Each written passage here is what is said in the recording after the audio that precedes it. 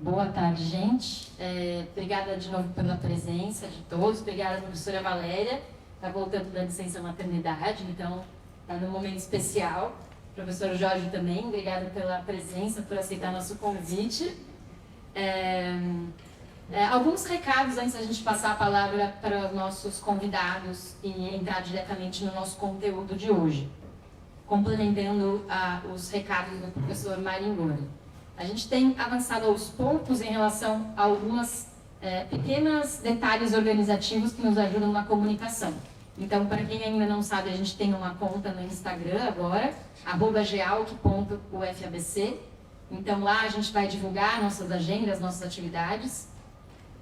E, além disso, tem uma aluna nossa do BCH, a Duda, que eu acho que ainda não chegou, que está fazendo um site. Vou chegar. Olha só, falei dela, ela apareceu, se materializou. Ela está ajudando a produzir um site do GEALC, que é um empreendimento singelo, que serve apenas para que a gente divulgue de maneira organizada os nossos calendários do quadrimestre a cada ciclo de discussões que a gente faz, né? Então, como disse o professor Maringoni, daqui a 15 dias, no dia 9 de abril, a gente vai ter um debate sobre a Internacional Fascista na América Latina. Ele está identificado como um encontro regular, isso significa que são os nossos próprios membros do grupo, os estudantes do grupo, que vão fazer a apresentação de um texto. É o Renato e a Bárbara, que já disponibilizaram o seu trabalho, o seu esforço para essa apresentação. Tá? Então, também estamos disponíveis para receber o interesse de todos que quiserem fazer a apresentação de textos, identificando ali alguns temas que podem se encaixar, podem mandar e-mail para a gente se organizar sobre isso. E nessa reunião daqui a 15 dias, então, a gente avança nesses tópicos organizativos, para a nossa organização interna do grupo funcionar e avançar nessas outras propostas, né, das nossas ações. Sônia, a gente vai fazer uma reunião, uma exposição de 1h30, meia hora final é a reunião de organização. Isso, exatamente. Então, 1h30 de exposição da quinzena, daqui a 15 dias, e meia hora de organização. E tem um outro ponto que é importante, é que esse evento foi aprovado pela PROEC. Então, a gente pode oficialmente agora certificar esse evento específico como um evento de extensão formalmente regulamentado pela universidade.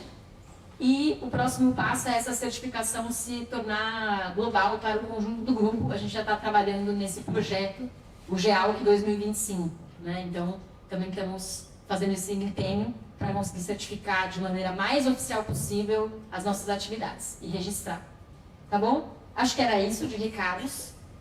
Então, o nosso tema hoje é América Latina e China, desenvolvimento ou dependência, baseado no artigo da professora Valéria, que trata do desenvolvimento, dependência e papel do capital chinês, que foi indicado para todos vocês como o nosso tópico de leitura de hoje. Vou passar a palavra, então, para a professora Valéria. Ela tem cerca de 40 minutos para fazer sua intervenção.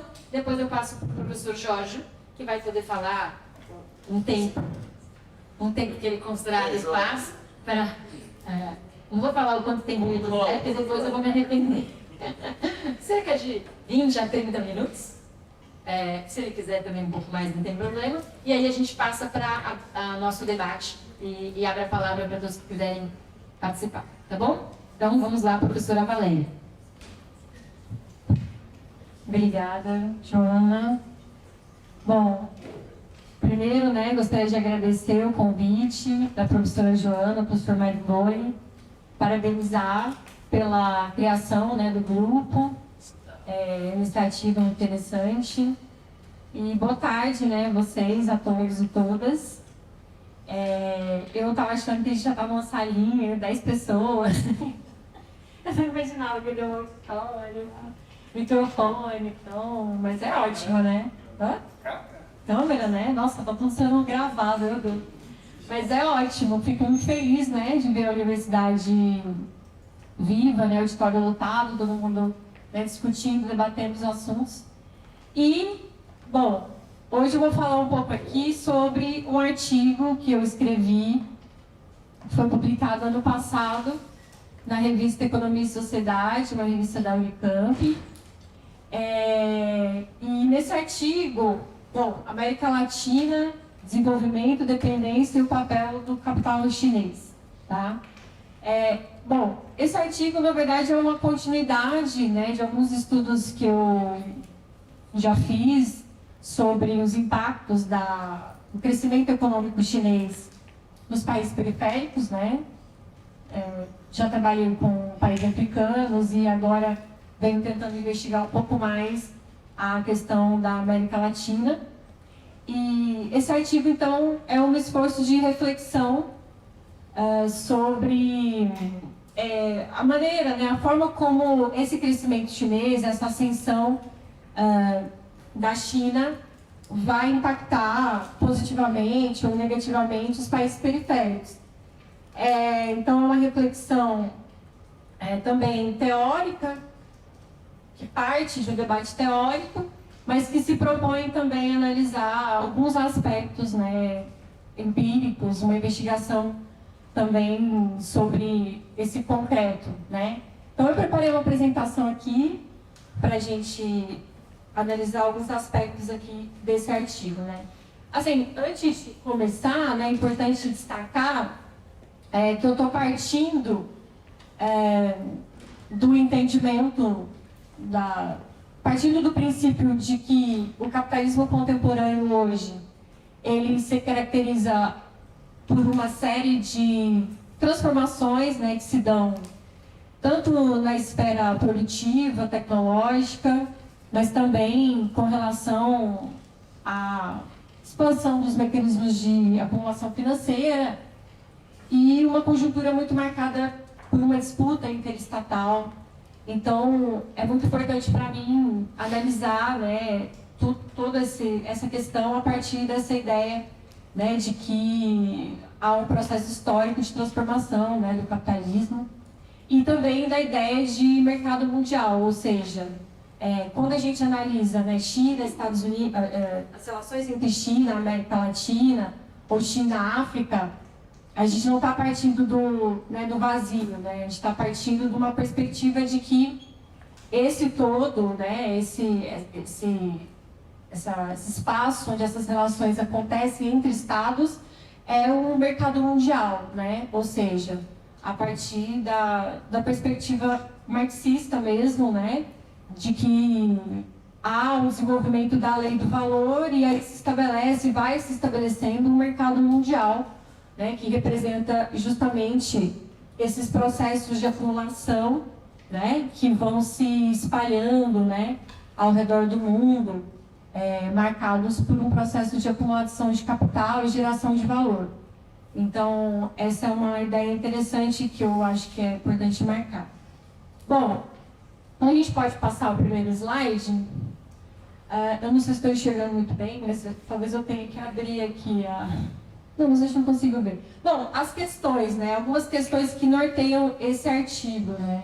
Como a dependência latino-americana se apresenta atualmente e quais suas formas de manifestação? Então, a questão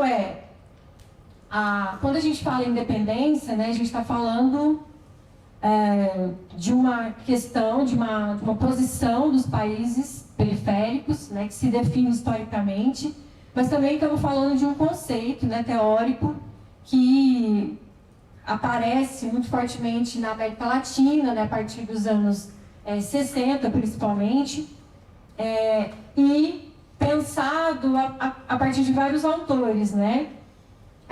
Seja a noção de dependência, como a própria teoria, né? A teoria da dependência. Então, Celso Furtado, é possível observar a noção de dependência e até mesmo o que a gente pode chamar, né, uma visão, a teoria mesmo da dependência. E, claro, a teoria marxista da dependência, a partir dos anos 60, 70, e também o Fernando Henrique, o Esfaleto, né? Enfim. Então, na América Latina, esse conceito aparece e a questão aqui, o desafio é justamente pensar como essa dependência se apresenta atualmente, né? Uma vez que esse conceito foi pensado naquele momento histórico e a partir de transformações e características daquele momento. Então, a questão é pensar como é que essa dependência, ou seja, a América Latina ainda assume uma posição de dependência. Como é que esse processo se dá em termos de troca desfavoráveis, né? Uma troca desigual, que é um conceito que está presente em alguns autores, né? Quais as formas de manifestação dessa dependência nessa conjuntura mais recente, né? Que não é mais a conjuntura do século XX.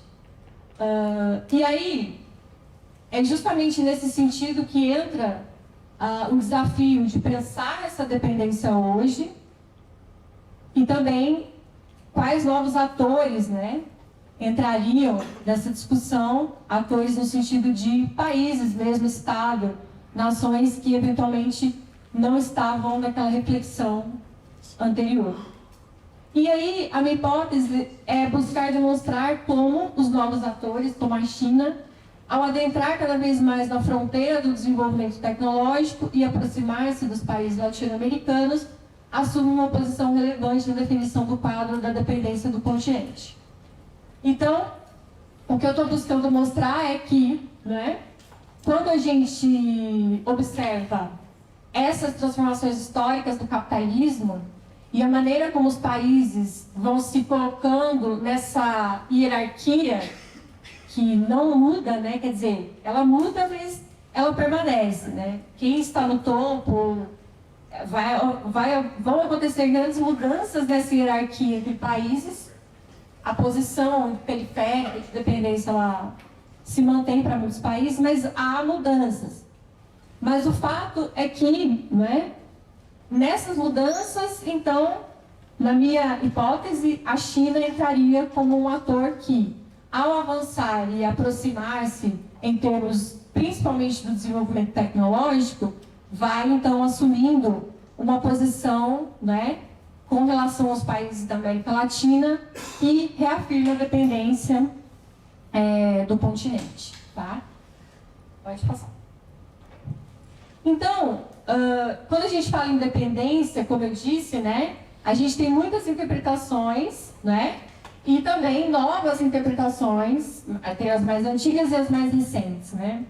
Então, quando a gente fala da dependência, a gente está falando de uma reflexão que passa pela reflexão do estruturalismo latino-americano, por exemplo, com Prebisch, que não tem, obviamente, uma teoria da dependência, mas que já no 49 fala, né, do sistema centro-periferia, da hierarquia, né, da desigualdade dos termos de troca e tudo mais. Com Furtado, já aparece a noção de dependência, segundo alguns autores, já nos anos 50, e o conceito de dependência aparece, né? E o que é importante para mim, da perspectiva da dependência do Furtado, é justamente essa ideia da dependência tecnológica, né? Então, já nos anos 60 e 70, o Celso Furtado vai falar, né, observar a ideia de que a América Latina, né, se encontra em uma posição dependente com relação aos países centrais, na medida em que esses países centrais vão assumindo posições monopólicas, posições de controle da tecnologia, né? E à medida que os países periféricos vão se transformando, né, o Brasil, a Argentina, o Chile, não há, de fato, há uma transformação desses países produtiva, mas a posição de dependência ela se mantém, inclusive a partir da modernização, da industrialização, onde há uma importação, né, dos métodos, das técnicas dos países centrais, né? Então, para o Furtado, inclusive a noção de dependência está muito ligada à questão da dependência cultural, né? Que é um tema que ele analisa bastante. Então, embora a gente vá se modernizando, a gente não assume, né, o controle, o desenvolvimento das novas tecnologias. A gente está sempre consumindo, né? E aí, quer dizer, existe essa perspectiva Furtado e também a perspectiva da teoria marxista da dependência, onde parte-se de uma perspectiva teórica bastante distinta, né? Parte-se da teoria do valor do Marx para identificar essa relação de dependência como sendo um resultado, né, de um movimento do próprio capitalismo, né? Então, os países da América Latina, né, esse desenvolvimento ele se dá a partir do movimento que acontece no plano, né, do capitalismo internacional. Então, nós temos digamos, uma posição aí estratégica nesse todo, né? Então, a dinâmica da lei do valor, né, é da onde parte a teoria marxista da dependência, para falar, como Marine, da diferença, né, das trocas desiguais, né, da forma como os países centrais absorvem valor gerado nas economias periféricas, nas economias latino-americanas, através de diferenças de produtividade e também de posições monopólicas que esses países assumem. E nas relações de troca acabam, então, absorvendo parte desse valor gerado, né? Bom, e aí o ponto aqui, né? Dos anos 60 até hoje, né? O capitalismo se transformou muito, né? E essas reflexões passaram por mudanças e vários autores se propõem a analisar a dependência atualmente. Então, acho que a questão fundamental, que foi bastante tratada, né, é a perspectiva da finança, né? Como o capitalismo financeiro, de certa forma, reorganiza a questão da dependência em novos termos, digamos assim, né? Através dos processos de endividamento, né? Os processos que estão muito ligados à ascensão do neoliberalismo, né? E da hegemonia do dólar, enfim. O próprio Furtado, na verdade, já tratava disso, né? As questões relacionadas à extração de valor mediante a questão financeira, né?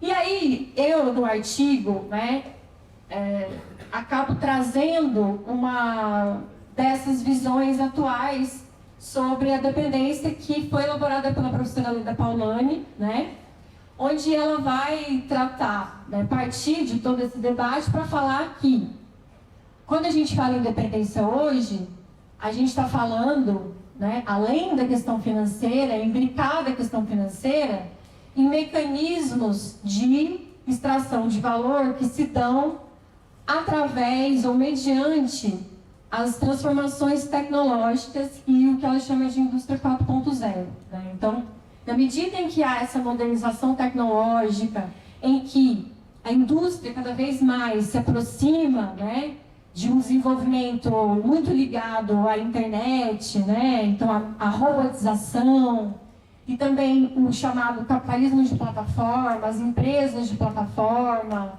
as empresas de software, as marcas. Quanto mais a gente tem esse desenvolvimento, né, mais se estabelece um tipo de dependência que ela vai chamar de 4.0, mas que está ligado ao chamado rentismo, né?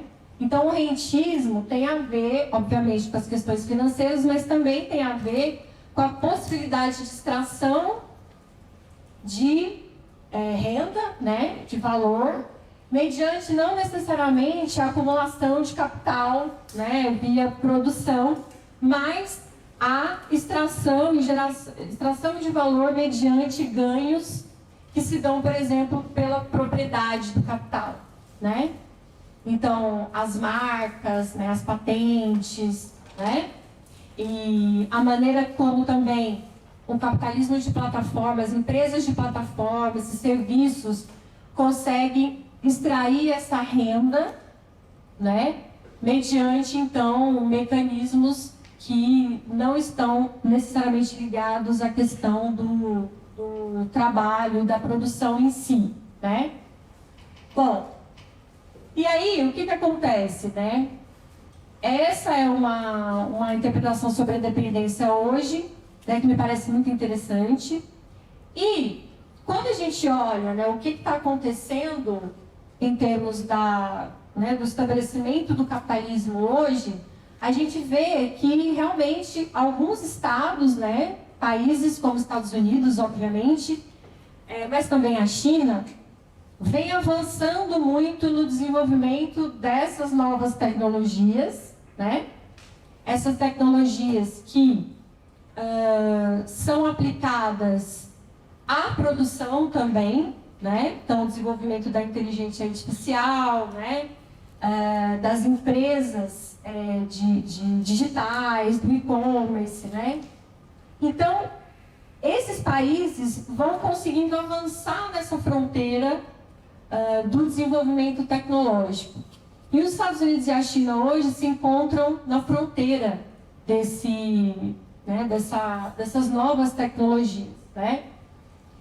Os Estados Unidos, como a gente sabe, eles lideram os segmentos mais importantes dessas novas tecnologias, né? Como os semicondutores. E a China, ela ainda está, né, um pouco atrás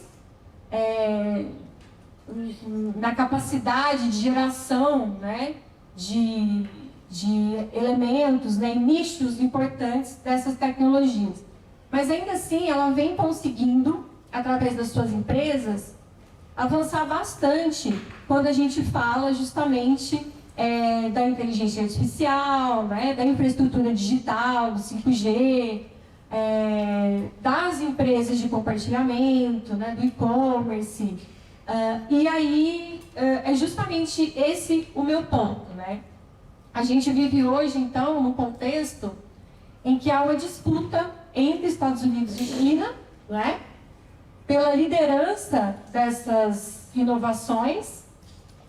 Essas inovações têm impactos muito grandes, né, como eu disse, produtivos, e a possibilidade de ganhos, né, de geração de valor e de renda por meio dessas novas tecnologias, né? E aí, a questão é que é muito importante pensar que essa disputa ela vai se espraiando, né? Ela vai se desdobrando nos países do terceiro mundo, né? Então, quando a gente tem a disputa pela construção das infraestruturas digitais, por exemplo, na América Latina, né?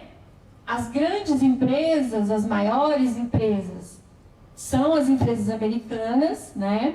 Quando a gente fala desse mundo aí, né? Dessa indústria mais nova, inclusive, né? Enfim, da inteligência artificial, da capacidade de geração de dados, né? Dos data centers. Então, a gente está falando de empresas como Amazon, Facebook, né? As grandes empresas que caminham também para o desenvolvimento da inteligência artificial, por meio de outras empresas, mas também a China vem avançando muito nesse sentido, né? E aí, quer dizer, a América Latina, os países periféricos, vão então ser um pouco essa espera em que essas disputas vão acontecer, né? Esse movimento de espraiamento dessas novas tecnologias voltadas, né, para ganhos das empresas desses países, tá? Bom, dentro desse debate também entra, na minha perspectiva, esse conceito, né, que é muito debatido, né, inclusive aqui na UFABC pelo Serginho, né, que é o colonialismo de dados, né? Então, quando a gente fala dessa questão das novas formas de extração de valor, a gente também está falando, né, de um produto que é fundamental hoje, que são os dados, né? Então, tudo isso tem a ver também com a forma como essas grandes empresas vão atuar nos países periféricos, pensando não só na venda dos produtos, né, no lucro, que se dá mediante a venda do celular, a venda do software, a venda mas espaços onde vai ser possível fazer um processo de captação de algo que é muito rico hoje, que são os dados, né? Ou seja, então, isso tudo também vai estar ligado a essa disputa que eu estou colocando entre Estados Unidos e China. E na minha visão a China estaria então entrando nesse jogo também, né, dessa nova fronteira tecnológica. Pode passar, tá bom? Bom, Então, no artigo, eu vou analisar, partindo desse debate, né, eu vou analisar justamente o que eu estou chamando de América Latina, dependência, e o papel do capital chinês, né? A América Latina assume uma posição de dependência. Então, quando eu estou falando dependência aqui, eu estou partindo, tá? Principalmente desse conceito do furtado, tá? Mas também tendo como pano de fundo o debate da teoria marxista da dependência, tá?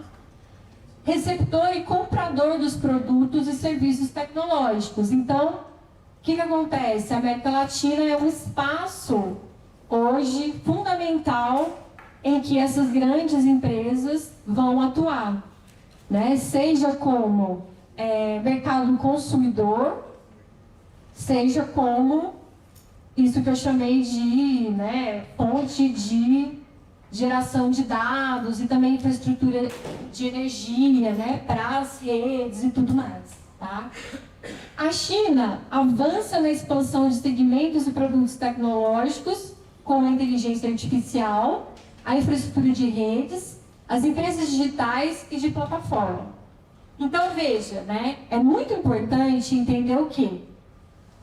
Os Estados Unidos, eles estão na fronteira mesmo, né, desse segmento, inclusive liderando, né, os nichos mais caros, e ainda há uma distância da China com relação aos Estados Unidos nesse sentido. Não é algo que está definido, tá certo? E as grandes empresas, obviamente, nesse sentido, vão ser as empresas americanas. Mas a China avança cada vez mais, principalmente em alguns desses pontos que eu coloquei ali, né? Nos segmentos e produtos tecnológicos, como a inteligência artificial, a infraestrutura de redes, as empresas digitais e de plataforma, né? Então, depois eu vou falar. As empresas, né, a Alibaba, a Tencent, a Baidu, a Huawei, né? E também a Didi, que é a empresa que vai comprar, que é a 99 Táxi, né? Então, América Latina e China, veja, o que acontece? A questão é que a China se torna cada vez mais, como todo mundo sabe, um dos principais parceiros comerciais. A China se torna um dos principais parceiros comerciais da América Latina, né? Então, a gente está falando do quê? Não só das exportações de soja, minério, né? E nem dos investimentos chineses, que a gente sabe que existem na América Latina, mas justamente de uma alta importação desses produtos dos chamados TIC, né? Tecnologia da Informação e Comunicação. Então, a América Latina vem importando cada vez mais esses produtos da China, né? Então, tem dados da UNCTAD que vão mostrar que há, de fato, uma substituição mesmo dos Estados Unidos pela China com relação a esses produtos, né? Produtos tecnológicos. No artigo eu vou mostrar esses dados, né? Como é que a China avança cada vez mais, se aproxima dos Estados Unidos, né? E a América Latina cada vez mais importa produtos chineses, né? Falando então desse segmento aí, né, que envolve muitas coisas e às vezes é até meio confuso de definir. Pode passar. Então, a América Latina vai ser o palco da disputa entre as empresas de grandes nações que exportam suas tecnologias, como a de inteligência artificial, por exemplo. Então, nós estamos observando, né, como essas grandes empresas vão vender esses produtos, esses serviços para a América Latina, né? Então, a gente está falando de empresas como a Amazon, como a Tencent, como a Huawei, né, que vão vender produtos, que vão cada vez mais querer, né, se aproximar desses países, disputando esse mercado consumidor aqui dos países da América Latina, né, as empresas de e-commerce, também de capitalismo de plataforma, tá? A América Latina, então, é um mercado para venda e também a disponibilidade de recursos, infraestrutura de energia para o processamento, como os data centers, né, que vão, então, condensar essa quantidade de dados, né, que vão ser, então, direcionados, no caso, para as empresas, né? Para as empresas como o Google, como o Facebook, mas também para empresas chinesas, né? Então, os artigos que eu pesquisei, os autores que eu pesquisei, né, ressaltam muito essa ideia de que há um predomínio das empresas americanas, obviamente, mas também as empresas chinesas estão cada vez mais se adequando a esse formato e se aproximando dos países da América Latina, tá? A China, então, aparece como uma produtora e exportadora de infraestrutura digital e de redes. Então, o que acontece? Como vocês sabem, né, a China passou por um amplo processo de modernização, de transformação industrial, e ela era, né, uma importadora desses produtos tecnológicos, mas cada vez mais ela vai se transformando numa exportadora, né? Então, a gente está falando, por exemplo, em tecnologia, né, robótica, a infraestrutura de redes para os serviços de telefonia, né, a satélites também, os cabos de fibra ótica, que são onde são transferidos, né, esses dados, a maior parte deles hoje são produzidos por empresas chinesas, né? E então os chineses exportam esses produtos e esses serviços para os países latino-americanos. Vão construindo, então, né, o que alguns autores vão chamar do efeito de rede, né? Quanto mais você expande os seus produtos, a sua tecnologia, mais você consegue vender outros produtos relacionados a esses, sabe? Tem uma questão que tem a ver com o que chamam de espraiamento das redes, tá? Então, esse é o cenário atual, quer dizer, nós vivemos nesse contexto, né, nessa disputa. E isso se manifesta bastante, né, quando eu fui pesquisar, através do chamado Digital Silk Road, né? Então, você já ouviu falar do Belt and Road, né? Que é a iniciativa chinesa que aparece em 2013, né? Esse grande projeto, que na verdade é um guarda-chuva, né? Que vai reunir o quê? A disposição do governo chinês em apoiar os investimentos chineses, de empresas chinesas, e através também do acordo com países externos para a construção de infraestrutura, né? Então, tem um financiamento muito volumoso, tem uma série de investimentos, principalmente de infraestrutura, tá? Que surge a partir do Belt and Road. E aí, dentro do Belt and Road, tem a chamada Digital Silk Road, né? Que é um braço, digamos assim, do Belt and Road, tá? E aí, é justamente onde se insere tudo isso que eu estou falando com relação a esses setores, né, tecnológicos, e como é que a China realmente tem essa disposição de difusão, né, dos seus produtos, dos seus serviços, através desses países africanos, asiáticos, também latino-americanos. Pode passar. Então, a Digital Silk Road, né, envolve o quê?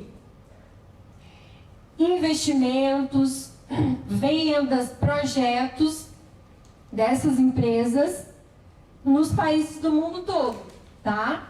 Então, a gente está falando do quê? Muita coisa eu já falei aqui, da infraestrutura de 5G, dos data centers, serviços de empresas de e-commerce, fibra ótica, tecnologia de rede, tecnologia de satélite, projetos para Smart Cities, instalação de câmeras digitais, né? Então, essa é uma questão que a China está muito presente, né? Que são os sistemas de segurança, as câmeras digitais, com o uso da inteligência artificial.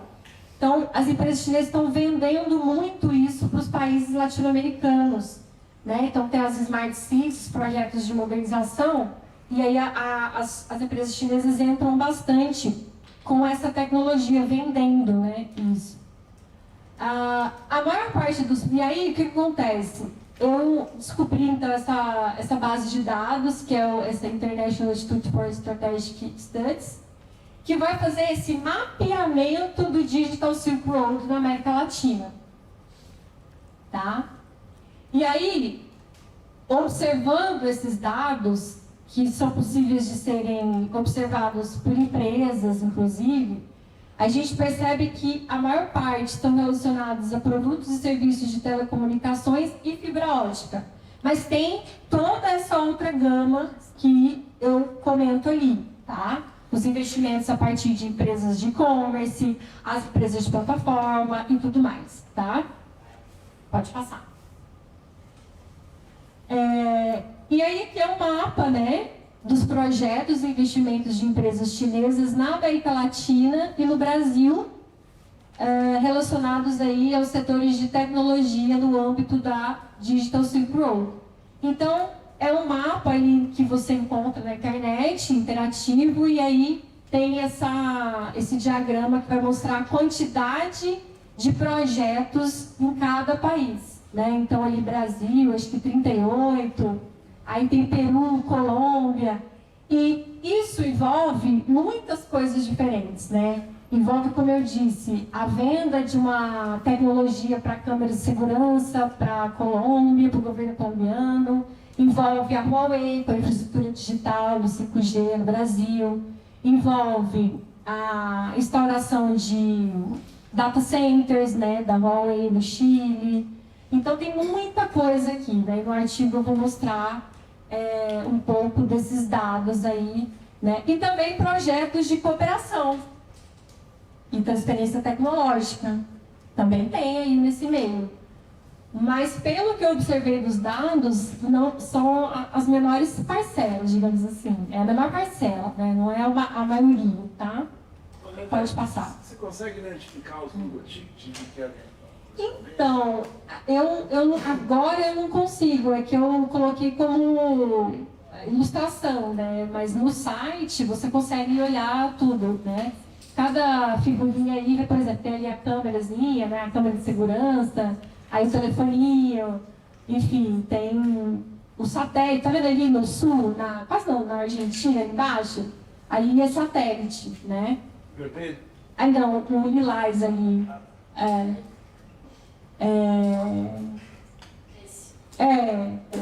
No artigo, eu coloco uma tabela onde eu vou descrever alguns desses projetos, tá? Pode passar.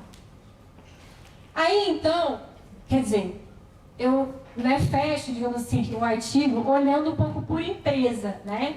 Por que olhar por empresa? Para justamente tentar entender como é que essas empresas chinesas vão se aproximar da América Latina e, né, estabelecer esse tipo de relação aí, né, que pode se caracterizar como uma relação de dependência, na medida em que há um controle da tecnologia, né? Há um espraiamento, uma venda, mas quem detém esse controle são as empresas chinesas. E nós estamos comprando serviços, né? E não estamos absorvendo essa tecnologia, tá? Então aí eu vou olhar, né, meio rapidamente, assim, não me aprofundei tanto, a Huawei, a Alibaba e a Didi. Tem a Tencent também, mas eu coloquei essas três. Então, como todo mundo sabe, né? A Huawei é uma grande empresa chinesa que vai oferecer fundamentalmente infraestrutura digital, né, ligada a uma internet com capacidade de alta velocidade, né, do 5G, serviço de telecomunicações, instalação de fibra ótica e tecnologia para Smart Cities, né, serviços de nuvem também, que é a Huawei Cloud. A Huawei estabeleceu, então, 5 data centers na América Latina, um no Chile, Peru, Argentina e Brasil, e há um crescimento da receita a partir de negócios com a América Latina. Então, quando você olha no balanço financeiro da Huawei, né, anual, você consegue ver que há um crescimento expressivo, né, dos lucros que vêm das vendas dos projetos na América Latina, tá? Aí a Alibaba, que investiu bastante no Brasil, Argentina, Suriname e Panamá, nas áreas de e-commerce, concorrendo com gigantes ocidentais como a Amazon, e também serviços de nuvem como a Alibaba Cloud.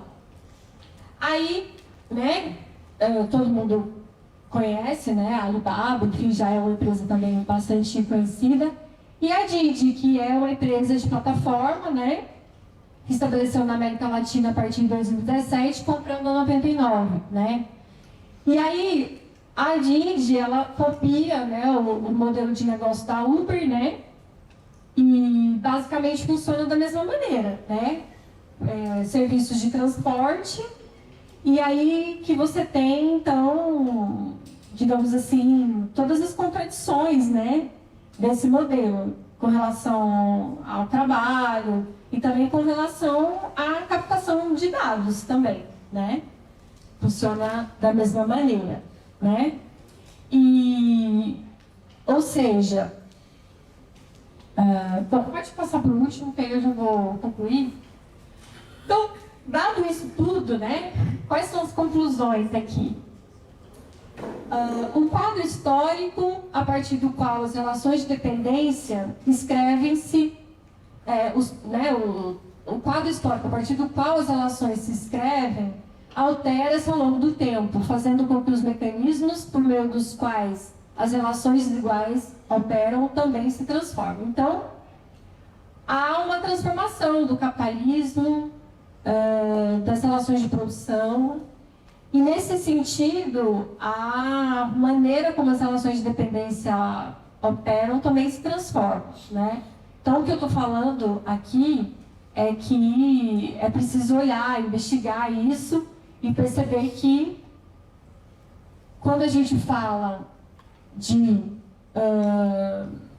diferenças de monopólio tecnológico, de extração de valor, né, de trocas desiguais, a gente tem que olhar para esses novos segmentos, né, para observar que a forma por meio da qual há uma extração de valor acontece, obviamente, não apenas por meio da exportação de produtos primários, né, e compra de produtos industrializados, né? A gente está falando também de atividades e nichos, setores, como serviços, tecnologia, que gera valor. E alguém está lucrando com isso, né? Então, o nosso trabalho, os serviços que são produzidos na América Latina, muitas vezes são controlados por essas empresas estrangeiras, né? Na medida em que nós estamos consumindo, nós estamos fornecendo os dados, né? Nós estamos, então, inseridos, mas de uma maneira dependente, né? Outra conclusão, né? A China avança na modernização tecnológica, seja na forma das empresas digitais, de plataformas, seja no desenvolvimento dos setores estratégicos ligados às novas tecnologias de informação e infraestrutura digitais. O país vem criando uma rede localizada principalmente nos países periféricos, onde as novas estruturas se instalam e os produtos e serviços são comercializados. Enquanto a China reforça sua posição nos estratos mais avançados das cadeias e difunde esses processos produtivos e novas tecnologias para todo o mundo, inclusive na América Latina, ela reafirma sua posição vantajosa em termos da captação do valor global. Ou seja, em termos dos processos de geração de valor, extração de valor, a China, na medida em que avança e se aproxima, né, desses nichos mais avançados das cadeias, ela acaba assumindo essa posição, né, vantajosa com relação aos países com os quais ela se relaciona, inclusive os países periféricos da América Latina. Bom, para fechar, eu só vou falar mais uma coisa, né? É claro que quando a gente fala em dependência, a gente não está falando só dos aspectos econômicos, né? Vários autores né, da própria teoria marxista da dependência vão abordar, vão defender e falar sobre a ideia de que há um aspecto político fundamental. A gente não está falando apenas, né, de termos de troca, de extração de valor, não. Tem uma questão política aí, né, que é fundamental, que não é o foco do meu trabalho, né?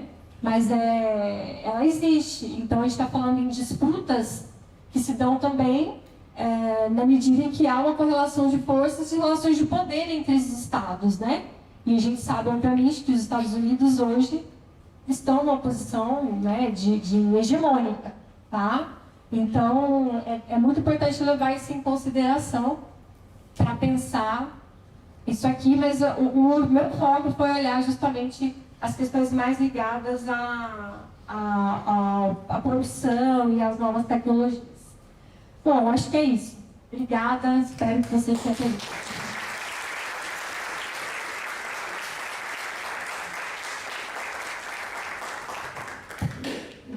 Obrigada, Valéria. É muito bom escutar. Queria informar a todos que tem uma lista de presença que está circulando. Espero que vocês consigam assinar. Quem não assinou ainda, fica espera. Ela está por aí.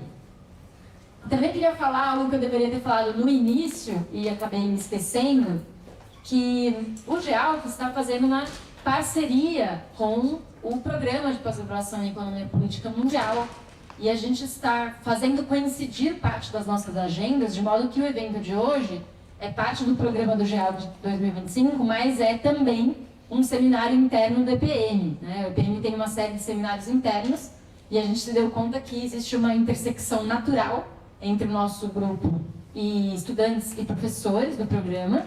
E nesse caso, né, então temos a professora Valéria do EPM também e o professor Giorgio apresentando esse tema. Assim como em outros momentos da nossa agenda, nós teremos estudantes do EPM em painéis de pesquisa e todas as vezes em que isso ocorrer, a gente vai, então, fazer essa dobradinha, essa parceria GEALC-EPM, tá bom? O professor Giorgio sumiu. Tá bom. Bom, então, acho que a gente pode aguardar um pouquinho, mas para a gente não perder tempo, ele sumiu. Para a gente não perder tempo, eu vou aproveitar que ele saiu, que eu gosto de deixar os vazios. Não faça isso não. Eu estava com uma pergunta na minha cabeça. Ainda não é hora de fazer perguntas, mas eu vou subverter o programa. Voltou. Eu já estava quase fazendo uma pergunta aqui já, para não deixar o tempo passar. Ele voltou. Muito bem. Então, professor Giorgio, a palavra está com você. Depois a gente passa para o debate. Precisa do microfone para gravar? Sim, está gravado.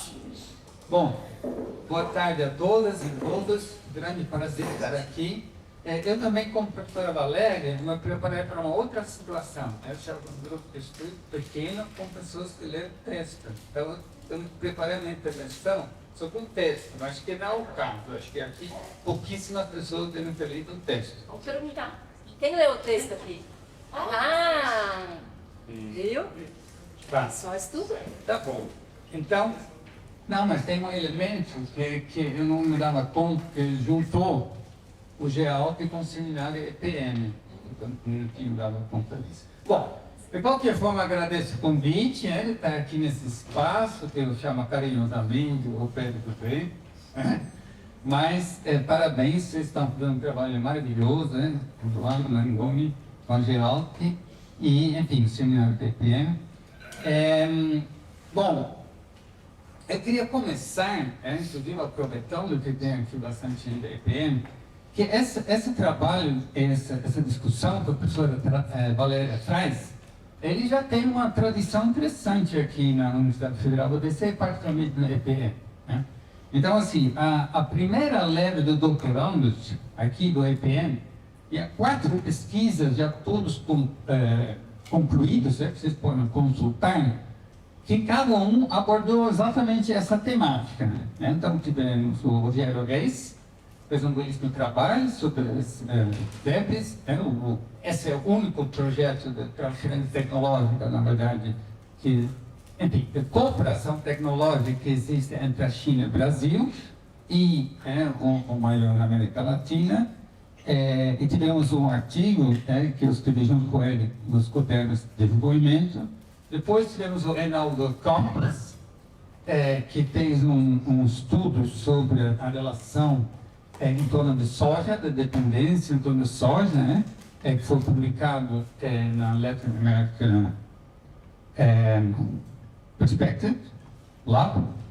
Depois tivemos o trabalho, tivemos um artigo do Reinaldo e Thomas Marx na revista do IPEA, Tempos do Mundo, exatamente falando disso, relações de dependência entre América Latina e China. Tivemos o meu livro sobre a dinâmica dos investimentos externos chineses no Brasil.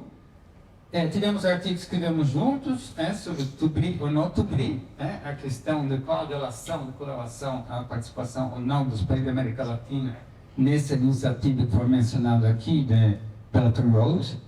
Tivemos a pesquisa muito boa também, doutorado do Rafael Abraão, que analisou a questão da dependência com relação ao petróleo, também vários artigos, ele ficou um ano na UFRGS, fez artigos com o professor Mehdi. E tem vários artigos meus com a professora Ana Teresa, mas recentes, são artigos que abordam especificamente essa questão com relação ao Brasil e China. Porque essa é uma questão que não tem só um grande interesse meu acadêmico, mas também, sobretudo, político. E nos últimos 2 anos, eu me dediquei muito, acompanhei muito, desde que o Lula voltou, abriu-se uma possibilidade de que o que eu chamo de repactuação da relação Brasil-China, enfim, o Lula usou outras terras, mas ele queria a mesma coisa, e isso resultou em novembro do ano passado num plano de ação. Então agora as negociações estão em andamento. Eu estou acompanhando um pouco nesses últimos 2 anos.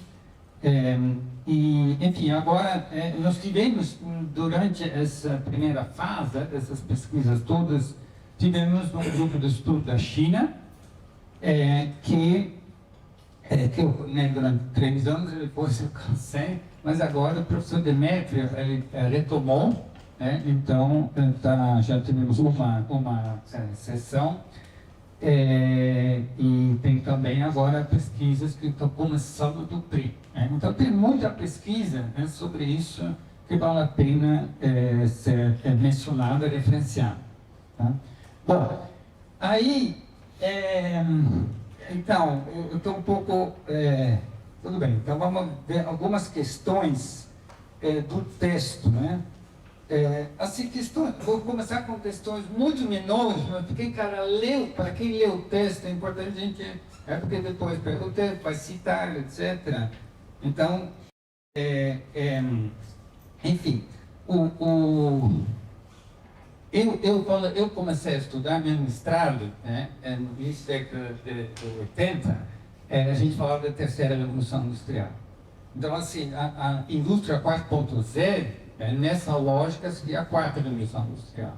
Porque aqui consta a indústria 4.0, a terceira revolução industrial. Mas isso é muito polêmico, tá? Quer dizer, não polêmico, mas existem muitas formas de ver. Mas, no geral, a terceira revolução industrial seria aquela liderada pelo Japão, toyotismo, etc, etc. Eu entendo que agora a quarta revolução seria a questão de digitalização das tecnologias que você menciona.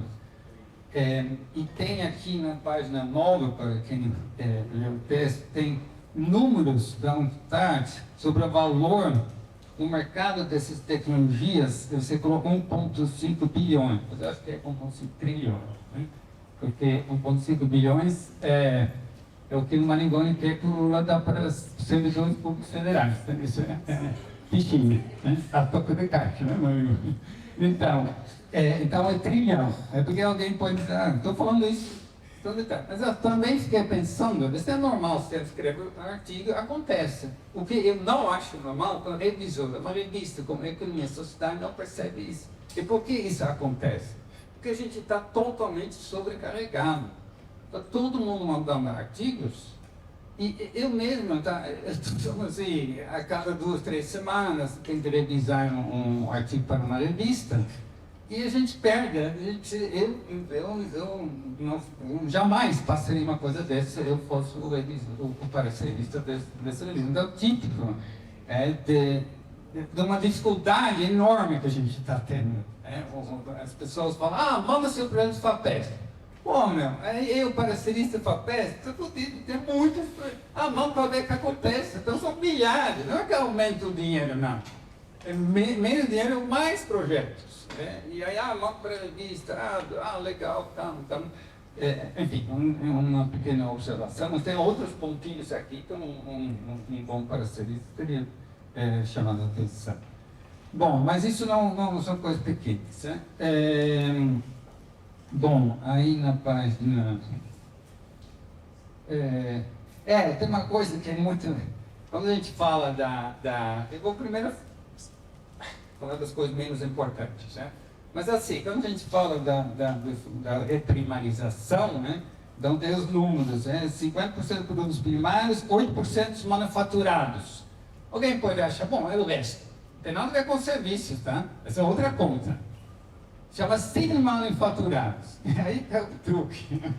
Porque, na verdade, semi-manufaturado, na maioria das vezes, são produtos primários, né, gente? É uma madeira, em vez de você manda a árvore inteira, aí você corta a árvore inteira, é primário. Se você corta ele em 3 pedaços, você semi-manufaturado. Né? Então, na verdade, o quadro é muito pior do que aparece quando você fala em 50% de manufaturado.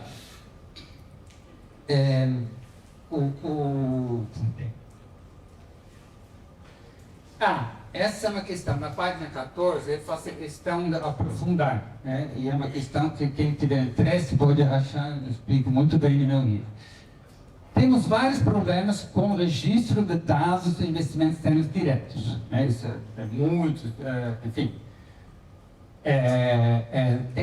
metodologias. Mas uma questão principal você pega o investimento, a origem direta, ou seja, o dinheiro vem do Brasil, você vai de onde ele vem, quem mandou o dinheiro, ou você vai olhar a propriedade do capital.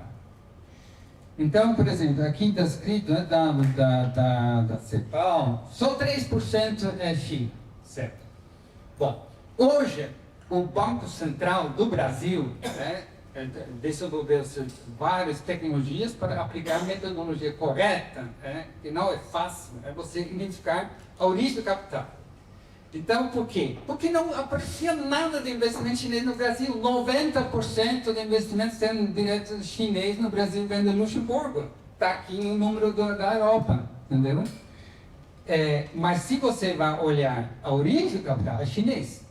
Então, isso é muito importante nos dados que vocês usam, vocês olham, analisam, e você pega muito fácil, só entrar faz um Google, relatório, investimentos diretos, Banco Central, o último relatório, ele explica muito bem e mostra os números. Por exemplo, você vê lá, Holanda, grande exportador de capital, direto, porque tem lá facilidades. Mas na propriedade do investimento, diminui. Você sempre vai ver. A Holanda está lá na frente do comércio. Claro que a porta do Rotterdam não é produto da Holanda, entendeu? É transit. E a mesma coisa do capital. Então, tem os paraísos fiscais também, etc, etc. Então, esse número aqui, que da CEPAL, 3%, tem que analisar nesse contexto. Bom,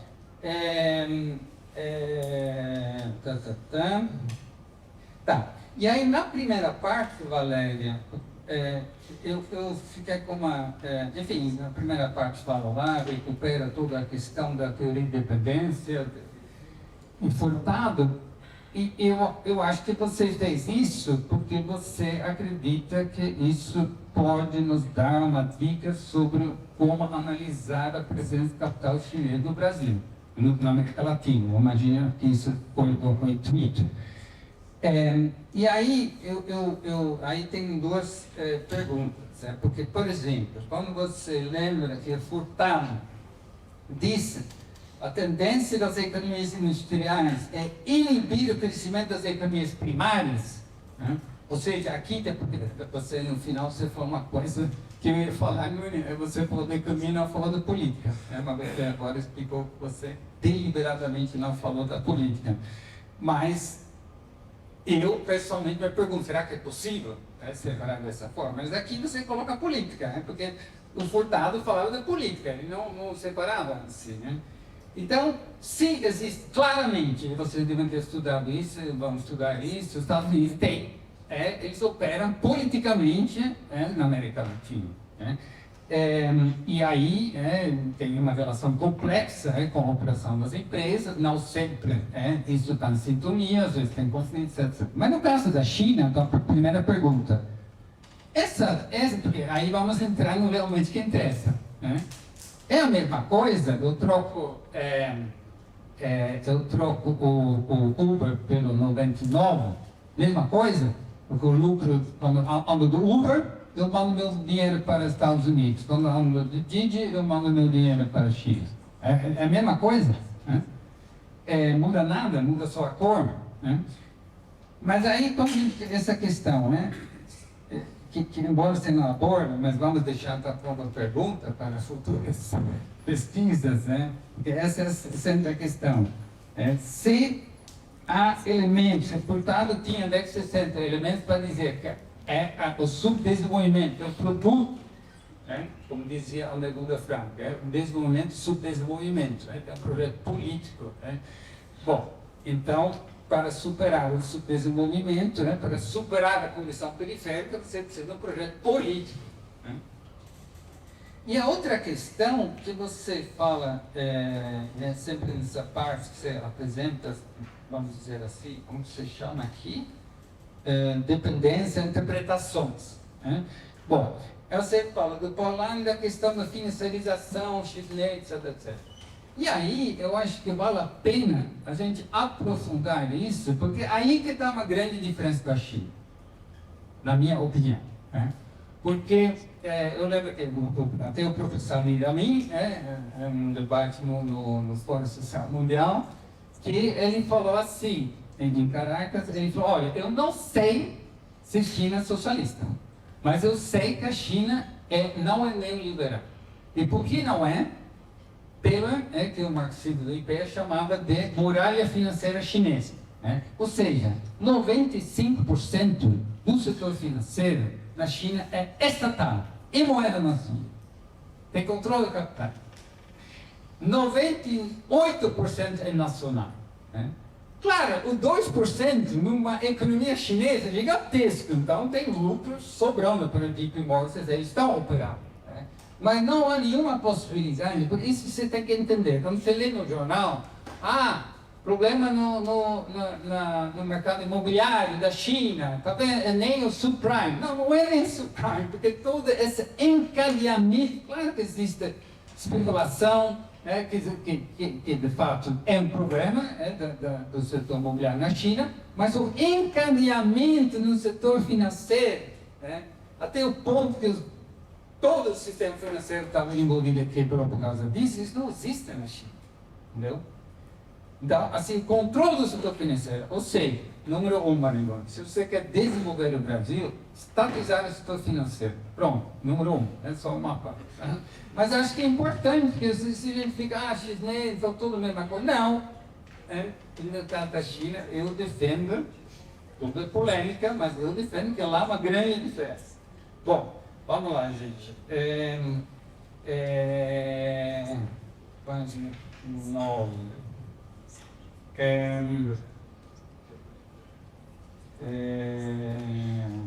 Não.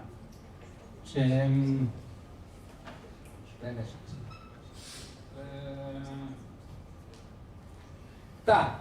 Aí tem uma questão que eu sei que é muito cara para o professor Valéria e outras coisas, que é a questão de explicar a atuação das empresas multinacionais chinesas, privadas ou estatais, a partir da ideia de excesso de poupança. E isso está aqui, você não explica, mas enfim.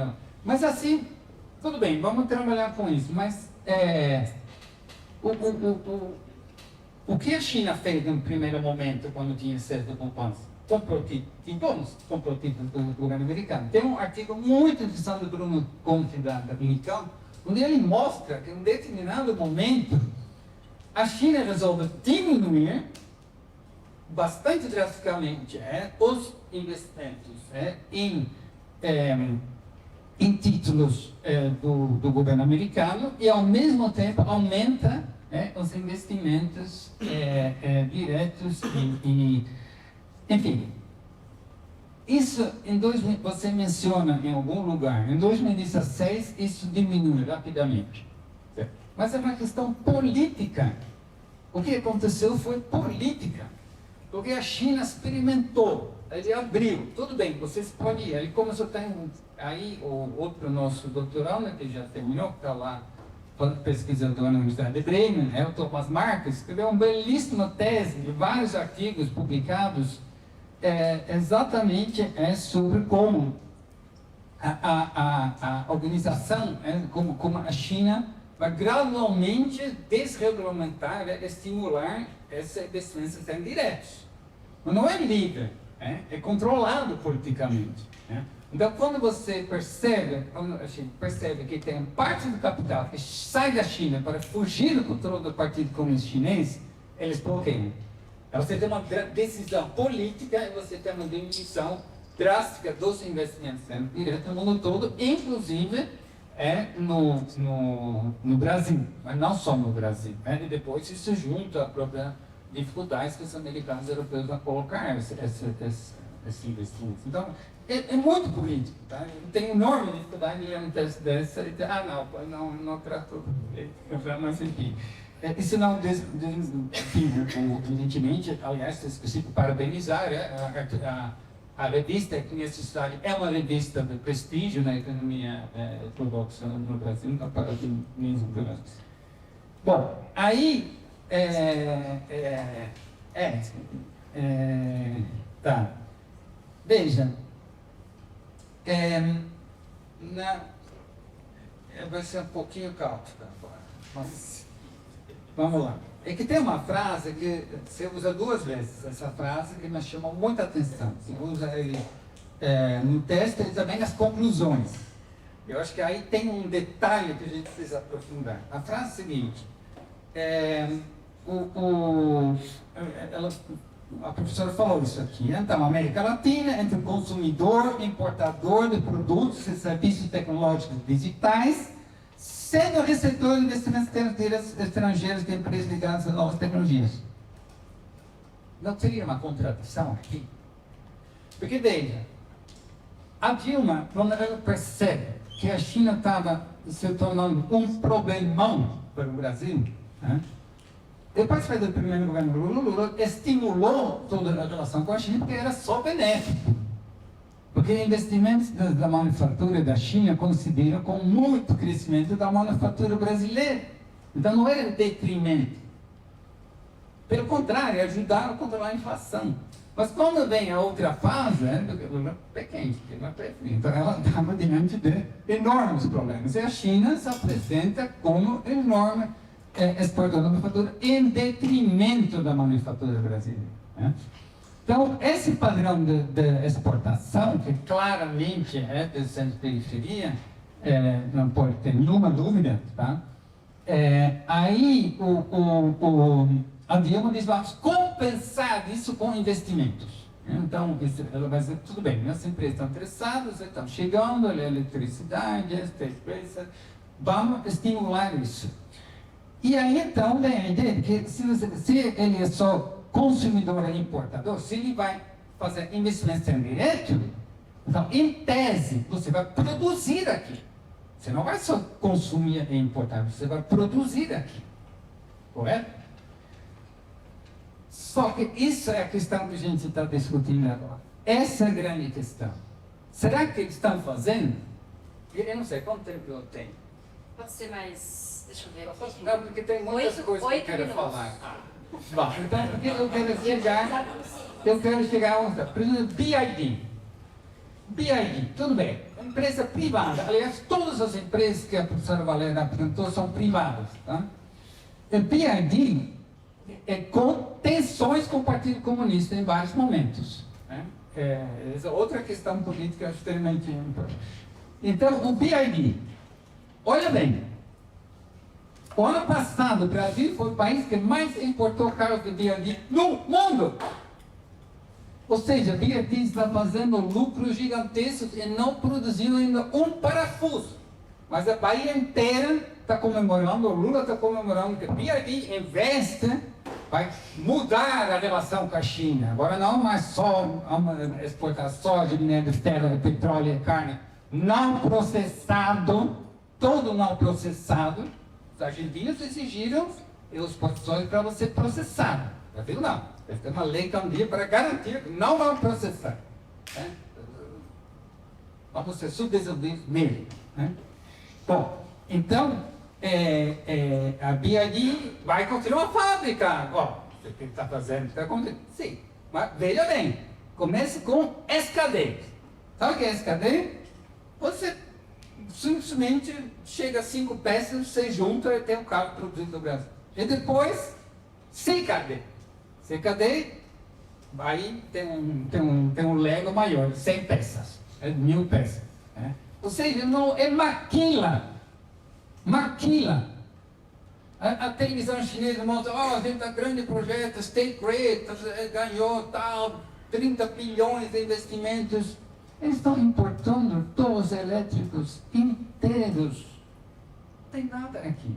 Ah, mas a BYD abriu uma fábrica de baterias em Manaus, está vendo? Estamos aprendendo com eles, estamos nos desenvolvendo, não é mais só consumo importador, estamos produzindo. Quantos trabalhadores tem lá em Manaus? 8. 8 trabalhadores. Maquila. Então, assim, aí vem a questão. Como mudar isso? Aí questão política. Porque veja, então, já que tem pouco tempo, veja, esses 2 anos que eu acompanhei os debates com os chineses, que o governo está fazendo, etc., eu estou absolutamente convencido que os chineses não estão entendendo do que a gente está falando. Eu tenho aqui, assim, colocar numa fria aqui, esse aqui é um relato das falas públicas, não era pública, do encontro, a Gleisi Hoffmann, presidente do PT, convidou uma delegação do Partido Comunista Chinês, da alta delegação, para 50 anos do presidente da China, no ano 40 anos do PT, Partido Comunista Chinês. E aí, então, eles, enfim, eles colocaram, tinha a apresentação do Belt and Road, de forma muito elegante, eles não falam, vocês têm que entrar, mas é claro, faz 2 anos que os chineses não entendem porque o Brasil não assina essa porra de memorandum de entendimento, e ela falou, e eu tinha que fazer comentários. Então aqui vocês podem ler a minha fala, que demorei muito para preparar, pois como posso falar, eu quero falar, sem provocar um conflito partidário. Mas assim, a reação deles, por claro que não está aqui, porque enfim, o debate foi franco aberto, mas não pode fechar, a reação tem 2 reações, eles dividiram, Bélgica toda, algum entendimento e outra, tá. Vocês se viram, Brasil, vocês talvez não sabem, mas Brasil é o país com a maior superávit comercial com a China do mundo. Não tem nenhum país no mundo que tenha um superávit comercial maior com a China que o Brasil. O Japão já tem que citar. Tá? Na verdade, Jorge, quem tem maior superávit? Brasil. Com a China. É o Brasil que tem. O Brasil tem um superávit enorme com a China. Então, o Brasil ganha. A China diz, o que vocês estão reclamando? Eles não têm. Vocês têm superávit enorme, o maior do mundo. Nem a Arábia Saudita, a Arábia Saudita exporta muito petróleo, mas também importa muita coisa. É menor. Japão, Coreia do Sul já é. O único território que tem superávit maior é Taiwan. Mas aí não é um país. Então, o Brasil é o país com maior superávit. Então, o que ela falou? Por que vocês não pegam esse dinheiro e fazem essa porra de nacionalização das reclamar da lei? E aí? Porque se é verdade, se ela cita Celso Furtado, eles estão inibindo, tem um projeto político dos Estados Unidos. E teve, claro, tem projeto e aí quem gosta da China, mas não, a culpa é todo nosso. A culpa é todo nosso, os chineses são tão bonzinhos. E quem aqui assistiu ao debate sobre a trajetória de Guiné-Bissau? Alguém assistiu aqui semana passada? Vocês devem se lembrar, o debate era essa. Lembra? Que se falou, eu perguntei, capital chinês, mudou a lógica, e tem 2 pessoas do Guiné-Bissau na mesa. Um falou, não, é a mesma coisa, só mudou de cor, e outro disse sim, porque a China é diferente, não é um país centralista, a China faz coisas erradas, faz desmatamento ilegal no Guiné-Bissau, mas eles bonzinhos, pô. Eles construíram o parlamento de revisão. Com certeza também sabe futebol, etc. Bom, então, é diferente. Né? Então, essa é a grande questão. O que eu quero concluir agora, mas, enfim, teria muito mais coisa para dizer, porque o debate que vocês estão tendo é muito importante. Durante muito tempo, Marangoni, a China já estava muito presente na América Latina e quem estudava a América Latina continuava fazendo seminários e conferências sem falar da China. É uma coisa inacreditável. Não dá mais para falar na América Latina sem falar da China. É impossível. A questão política é muito importante. Eu só vou concluir, então, a questão... Sabe disso. O Trump sabe disso. Mas vamos ver, o Trump sabe disso, mas no primeiro governo dele, veja que interessante, porque aqui falou-se muito do Huawei, mas não tem a questão política do Huawei. E veja, quando o Huawei, então, o esforço no governo Trump de convencer Bolsonaro de não aceitar o Huawei foi muito grande. Muito grande. O Trump, como chamava lá, enfim, seus assessores todos vieram para o Brasil, pressionaram, vocês não podem aceitar o Huawei. O Bolsonaro fez o quê? Aceitou o Huawei. Ou seja, o Trump sabe disso, mas essa é a questão política. Como é que se explica? Então, temos interesses enormes no Brasil. Porque o agronegócio, no fundo, o Brasil é o país mais generoso com a China, porque a direita ganha dinheiro e a esquerda gosta do centro. Pô, é um país que fez o que a gente quer fazer, sair da condição periférica. Então todo mundo está aplaudindo com a China, entendeu? Só essa imprensa, os divas dos vulcanos que não gostam. Mas quando vem para apertar, aí a turma do agronegócio que controla o Congresso, no caso do Huawei, essa empresa de telecomunicação, eles estão lá claramente. Nós queremos o Huawei sim. O Bolsonaro ficou constrangido e ele ficou assim, atrasando um pouco. No momento que o Trump perdeu as eleições, é isso. E por quê? Porque o capitão do Brasil falava assim, Bolsonaro, tudo bem, a gente não pega Huawei, mas o que os americanos oferecem? Nada. Os americanos vêm dizer, você não pode pegar Huawei. Então vou fazer o quê? Vou ficar sem 5G? Fora a enorme complexidade. Eles também na Europa, né? Eles aparentemente boicotaram Huawei, mas na prática tem um monte de decisões, porque 3G, 4G é Huawei, é 5G. Usa a infraestrutura. Então você teria que tirar 3G, 4G para construir todos sem Huawei. Tem complexidade gigantesca. Agora, a pressão sobre o Chile, veja, a professora Valéria colocou essa questão dos cabos, que são 90%, está aqui bem colocado no texto, 95% da transferência de dados não se dá através de satélites, se dá através de cabos submarinos. E estava um projeto grande de Chile até a China, um cabo submarino. Os Estados Unidos foram lá para Chile e disse não, e a Chile recuou. O cabo vai até a Austrália. Ou seja, o Brasil está falando não para os Estados Unidos, para poder continuar fazendo lucro com a China, e os caras que estão fazendo isso caem com eles durante o dia, e à noite eles ficam nos redes de bolsonaristas falando mal da China. Essa é um pouco a nossa realidade.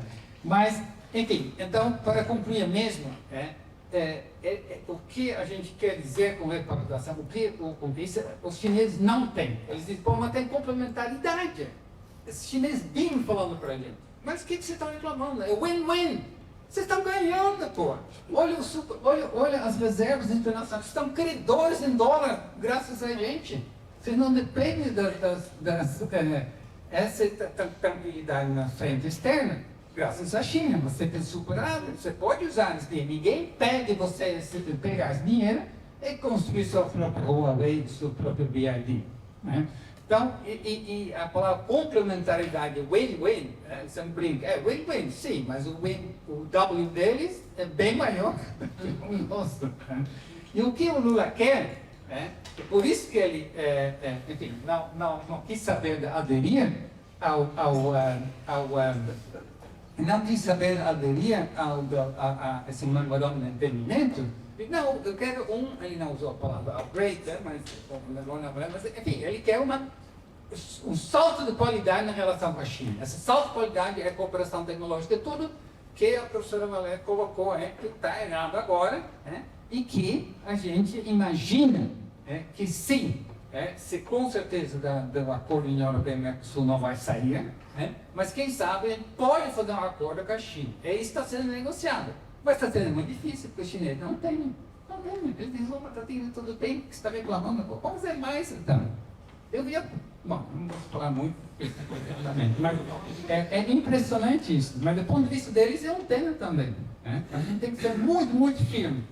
Fora todas as questões que em algum momento a professora Valéria coloca isso, enfim, problemas da classe mesmo. Você tem um grupo no Brasil que está muito feliz, que também não tem o que a gente quer. Eu fui chamado da CDC, o Conselho Empresarial Brasil-China, para falar sobre, eles queriam criar um task force paralelo.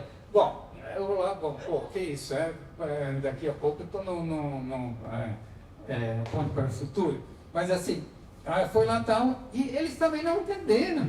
Eles acham que a gente está... O que a grande negócio quer? Eles dizem, vamos aproveitar a força política do Lula para abrir mais mercados. Agora vamos explorar melão, ou mais café, não, processado, ou mais uma noz aí, etc. Esse é o negócio deles. Então, 300, 400 empresários junto ao Lula, eles querem mais do mesmo.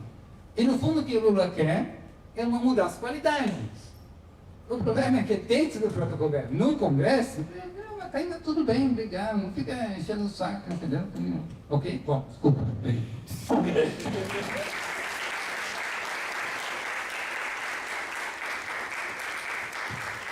Obrigada, Jorge. Bom, eu vou fazer uso aqui da minha condição de mesa, fazer uma pergunta muito breve para vocês. Eu sei que a Valéria está morrendo de vontade de falar. A palavra vai voltar a ela, mas a gente vai rodar o microfone. E eu vou fazer uma pergunta muito breve. No ano passado, no nosso encontro geral, que a gente, num determinado momento, leu aquele artigo da Maristela Svampa e do Ariel Slipak, de 2012, no qual eles definem o que seria o consenso das commodities e o consenso de Pequim.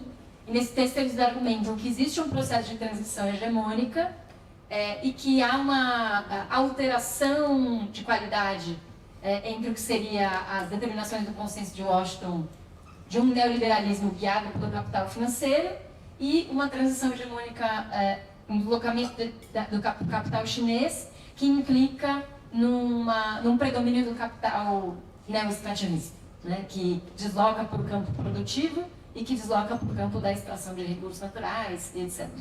Não é o tema do seu artigo que vai pensar talvez no extrativismo de dados, se a gente pode pensar nesses termos. Eu queria perguntar para vocês se vocês acham que essa proposta analítica é válida, se existe um consenso de Pequim, se ele é uma continuidade ou uma alteração substantiva do que seria o consenso de Washington, ou se vocês acham que essas categorias não fazem sentido, nesse caso, por quê? Essa é a minha pergunta. Agora eu vou passar a palavra para os interessados. O João, depois o Renato. Obrigada, Gui. Gabriel. Já foi.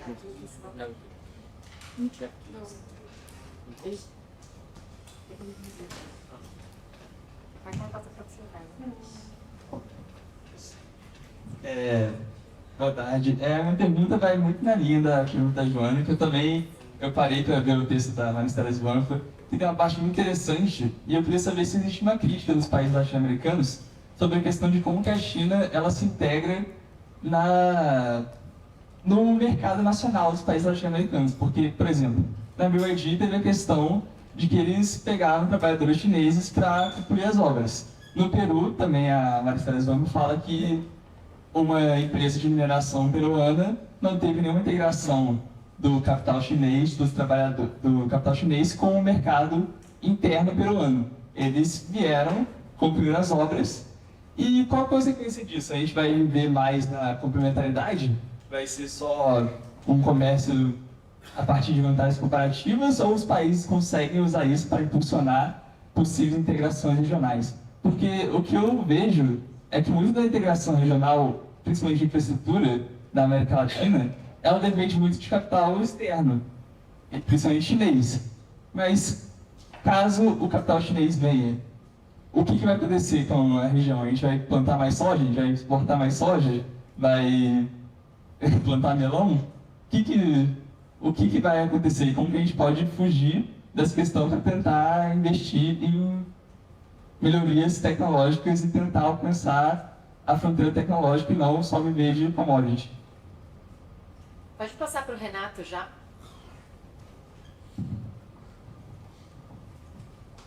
Ele passa para mim primeiro. Ah, tudo bem. Gentil. A Bárbara. Falem seus nomes, tá? Meu nome é Bárbara. Professora, eu tive 4 matérias com você. Organizei em 2 perguntas.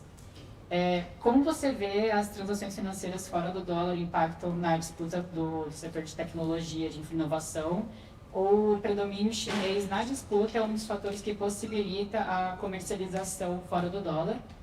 E a segunda pergunta é se a dependência da América Latina vem como os fatores a desindustrialização e a desintegração regional. Como a maioria das relações comerciais da América Latina são para outras regiões e de matérias-primas, de exportação de matérias-primas. Considerando isso, o cenário muda tanto em relação à indústria 4.0 quanto pelas transações fora do dólar? Minha pergunta é um pouco parecida com a do João, sobre como funciona a inserção da China dentro da América Latina, se esse processo de inserção da China na América Latina ela vai aumentar a posição de dependência aqui da América Latina, ou se a posição que a América Latina se coloca com o mundo é algo que nos coloca propositalmente numa condição de dependência. Porque, por exemplo, os países da América Latina estão assinando em grande parte o Belt and Road, ao invés de nós mesmos produzirmos nosso Belt and Road. Então, essa questão de dependência é exacerbada por nós mesmos ou pela China, propriamente dito? Gabriel.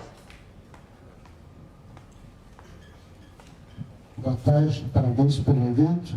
Eu sou Gabriel, eu sou do programa de centro do programa de pós-graduação e planejamento e gestão do território aqui da Universidade Federal do ABC.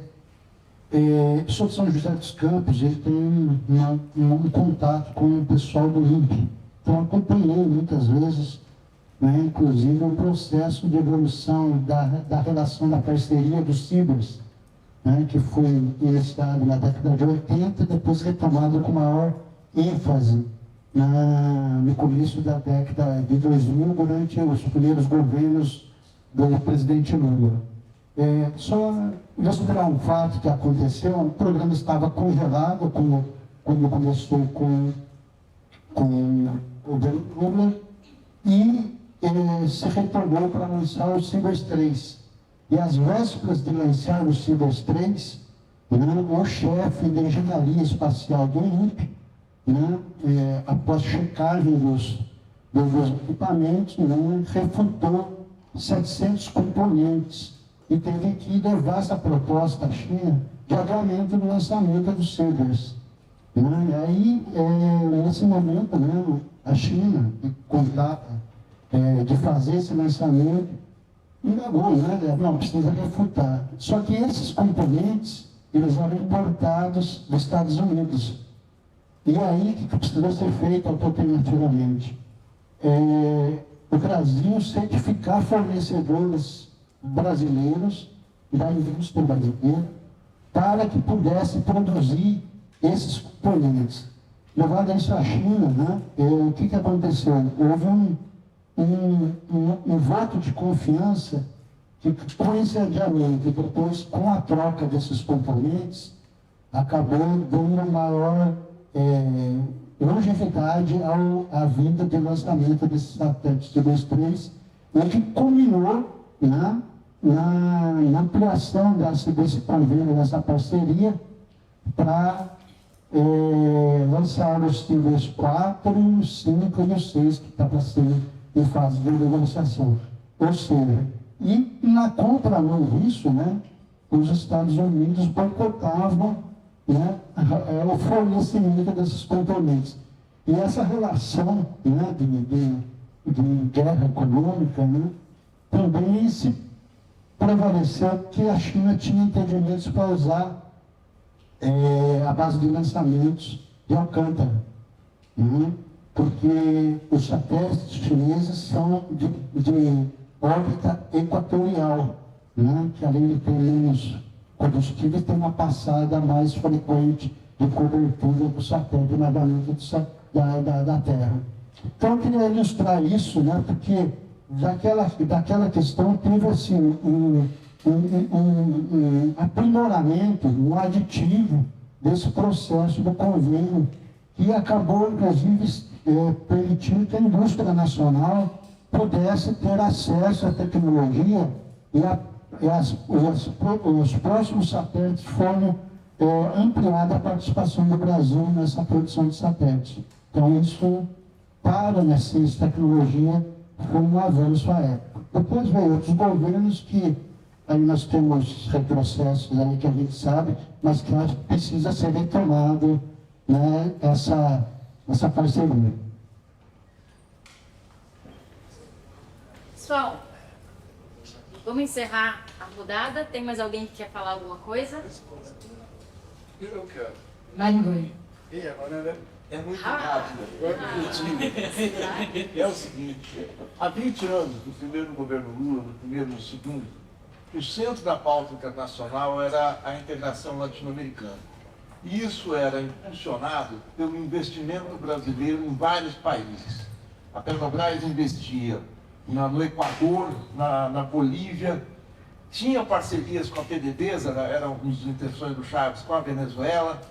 A política de campeões nacionais do BNDES colocou as empreiteiras brasileiras na América Latina toda e havia exportação de alimentos, de produtos de primeira necessidade para vários países. A partir do segundo governo Dilma, mas mais acentuadamente do termo de Bolsonaro, houve uma retração de investimentos muito sérios do Brasil e a China entrou pesado. O principal investimento da China é a infraestrutura na América Latina, para todo o setor elétrico. Eu pergunto, mesmo que a gente tivesse hoje governos que, como naquela época, tinham uma proximidade política de progressista, de centro-esquerda, que não é o caso agora, o investimento chinês hoje na América Latina não é um fator de desincentivo para a integração latino-americana, ao invés de ser um incentivo? Obrigada. Pessoal, vou dar 10 minutos para cada um e eles vão ter que fazer um milagre para decidir com o que dialogar. São muitas questões, mas acho que o nosso objetivo aqui nunca é responder tudo e sim criar boas perguntas de trabalho de pesquisa. Valéria. Bom, obrigada, Giorgio, né, pelos comentários, pela leitura e também obrigada a todo mundo pelas questões. Bom, acho que vou tentar fazer um panorama geral aqui, tentando juntar. É muito interessante, Giorgio, os seus comentários com relação à questão da política, né? E aí eu fiquei pensando, né? Na verdade, eu acho que tá sim, né, a política, tá no artigo, né? Eu falei que não tava, mas acho que tá. E na verdade, eu tô falando assim, brincando mais, a questão é essa, veja, no início eu falei, né, de onde eu estou partindo, de uma perspectiva do mercado mundial como um conceito que deriva da interpretação da lei do valor em Marx ou seja, eu estou falando de processos de acumulação, tá, em escala global. E esses processos, eles estão conectados com questões políticas, tá? Então, tem até um orientando no EPM que está trabalhando a discussão sobre o debate político a partir do capital, da teoria do valor. Então, para mim, o próprio movimento, tal qual ele vai se dando, nos termos da lei do valor, ele já está implicitamente conectado com questões políticas. Por mais que, obviamente, você tenha que partir para uma perspectiva de análise em outras esferas de abstração, né? Então, assim, é claro que os Estados Unidos têm um projeto político para a América Latina, né? Sempre tiveram, e tem uma atitude imperialista no sentido de controle, né? Enfim, interferência na soberania. É óbvio que essas coisas estão muito colocadas. Mas o que eu acho? A China, na medida em que esse movimento do capital chinês avança, há uma questão política que está colocada, que digamos assim, não vamos aparentemente fazer nada, né? Não vamos interferir, mas ao mesmo tempo, essas relações, elas são desiguais em si mesmas, as relações econômicas, sabe? E sendo desiguais, aí tem uma questão que coloca a América Latina, né, numa posição dependente, certo? E aí, talvez, venha a questão que é o seguinte: a China constrói um projeto socialista, né? Isso é outra pergunta muito complexa, né? Mas e para o mundo? Qual é a visão do Partido Comunista Chinês sobre a construção ou um apoio político para o desenvolvimento do socialismo na América Latina? Existe? Não sei, acho que não, né? Existe um projeto político? Não ter um projeto já é um projeto, eu acho. No sentido de que, na base estruturalmente falando, não tem um vácuo. Tem relações produtivas de produção, capitalistas, de lucro, de exploração do trabalho, de captação do valor. Assim, e aí, eu acho que a questão é um pouco nesse sentido. Por que quando a gente analisa a posição de dependência, não, quando é com a China, é culpa da América Latina, vocês não fazem as coisas sem fazer. Mas quando é com os Estados Unidos, aí não. Então, mas veja, do ponto de vista da análise do que está acontecendo na base, não tem muita diferenciação, tá? É isso que eu estou falando aqui. A empresa é estatal, a China tem o setor financeiro estatal, ótimo. Para eles, né? E é claro que a relação deles com o resto do mundo, em termos de endividamento, posição financeira, é diferente. Mas em muitos aspectos, com relação ao setor primário, agora essa esfera aqui que eu estou discutindo, você tem um movimento de empresas interessadas em lucratividade. Mesmo que isso vá atender interesses estatais ou mediadas por interesses estatais, né? Então, eu acho assim, no âmbito do governo, o governo tem que ter uma estratégia diplomática de tratamento da relação com a China, porque a gente precisa, eventualmente, de investimentos e tudo mais. Mas no plano aqui nós estamos na universidade, teoricamente, a gente está livre para pensar, né? De fato, o que está acontecendo, então, e eu não entendo muito bem, assim, digamos que a gente precisa avançar nessa visão crítica, eu acho, né? Com relação à China, não deliberadamente, mas porque as coisas estão acontecendo, né? E aí, quer dizer, o que mais que eu vou falar aqui? Então, eu acho que a política, ela está no artigo, né? Apesar de não estar claramente, né? Ou diretamente. Com relação aí às perguntas, né? Eu acho que assim, o consenso de Pequim, né? Acho que é uma questão que está ligada a como a China se posiciona no mundo, né? É diferente mesmo, não é uma posição neoliberal ligada à finança, mas eles têm um interesse da soberania deles, então eles vão avançar na extração de recursos naturais, e esse é o projeto. Tem uma óbvio que tem uma diferença, né? É o Estado, é o partido, o Estado, mas com relação a nós, e aí eu acho que é importante, por isso que eu achei interessante essa questão de trabalhar a dependência e a América Latina, porque a gente tem que falar de como a América Latina vai se comportar diante, né, da China. E qual é a estratégia da América Latina de desenvolvimento e industrialização? E inovação tecnológica, esse é que é o ponto, né?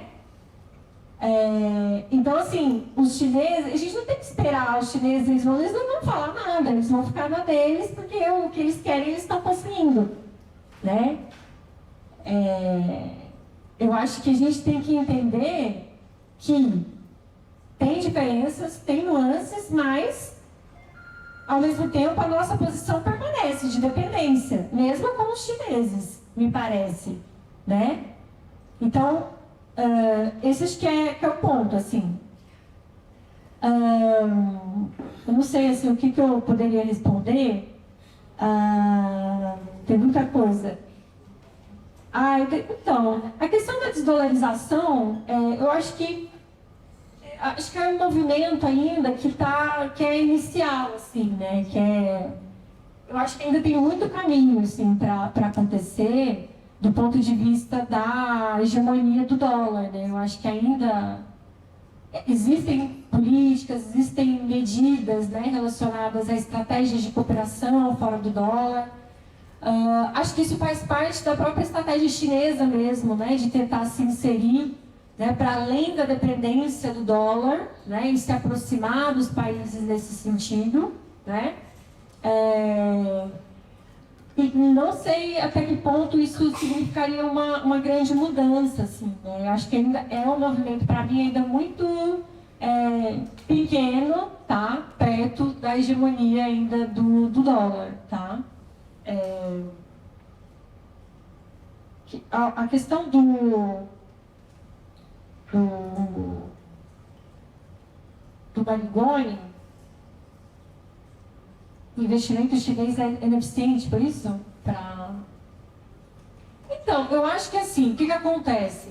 A China ocupou muitos mercados latino-americanos, ela desviou mercados, né? Então, Brasil, para a América Latina, muito foi substituído pela produção chinesa de fato, né? Então, eu acho que isso se dá em várias frentes. Eu acho que a questão da integração é uma questão muito ligada às nossas decisões, né? A nossa posição política, no sentido de uma maior soberania, autonomia, né? Mas, assim, concretamente falando, eu acho que tem um impacto, sim. Tem um impacto na industrialização brasileira e também na disposição, né, dos governos em estabelecer parcerias e projetos de integração. Não acho que a China é culpada, né, de tudo, de forma alguma.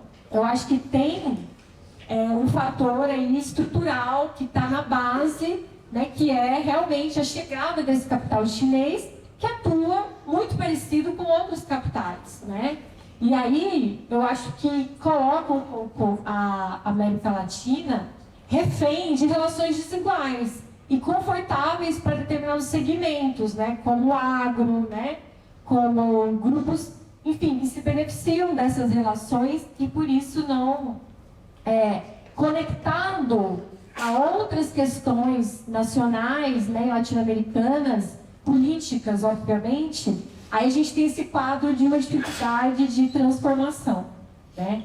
Então, eu acho que o mais fundamental é a gente começar a pensar que a América Latina tem que ter uma estratégia mesmo de desenvolvimento e de industrialização autônoma e que passa, né, por um projeto mesmo, controle do sistema financeiro, né, de distribuição de renda, desenvolvimento tecnológico, né? E sem pensar, então, que a China vai ser uma salvadora, digamos assim, né? Acho que essa é a questão fundamental. Então, acho que é isso. Enfim, vou passar a palavra, porque acho que já... 10 minutos, Jorge. Sim, não, sobre Sebres, né? Eu acho que você vai gostar do trabalho, doutorado, né? Que já foi concluído. O Rogério, o orientador é Zé Paulo Guedes, está disponível aqui, é bem interessante. Inclusive na banca, o professor Zé Paulo convidou dois figuras do INPE que estavam na base dessa negociação toda, né?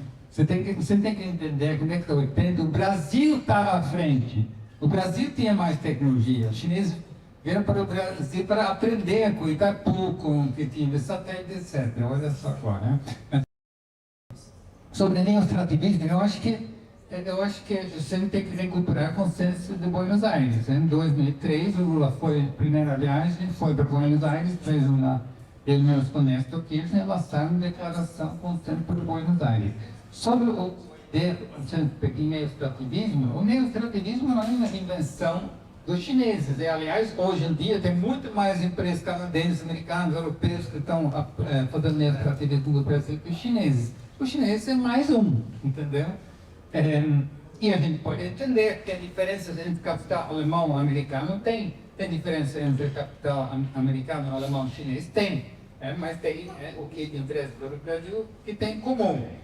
Agora, se eles não têm projeto para a América Latina, como a professora Valéria diz, a questão que está na negociação, que tem que ser esse governo, tem que ser com o capital político do Lula, é negociar esse projeto. A pergunta sobre desintegração é muito pertinente, porque a desintegração da América Latina, de fato, é aí que está. Os Estados Unidos sempre trabalharam contra a unidade da América Latina por uma questão política, em primeiro lugar. Os chineses não têm um projeto para desintegrar a América Latina, mas a atuação deles é como eles fazem no porcelanato, né? Então, é isso que está acontecendo. Tanto é que em 2013, quando o Lula vai para a China, ele já tinha essa esperança que ele ia assinar esse memorando de entendimento para entrar no Belt and Road. E aí a declaração final, o trecho sobre o Belt and Road é fantástico, é muito bom. O Celso Amorim é um dos melhores. O trecho diz que o Brasil reconhece a importância do Belt and Road para a América Latina e a China reconhece a importância do processo de integração latino-americana. Ou seja, gente, vocês querem vir aqui, mas olha, você tem que respeitar a liderança do Brasil. Que é isso? A China convida a Argentina para entrar no BRICS? Como fica? A China vai reconhecer as eleições na Venezuela quando tem problema com o Brasil? Ou seja, todas essas questões demonstram um incômodo naquela relação política. Ou você reconhece a liderança do Brasil, você tem que ter toda a sensibilidade, a gente tem que explicar isso para eles. O problema é que tem muita gente que está...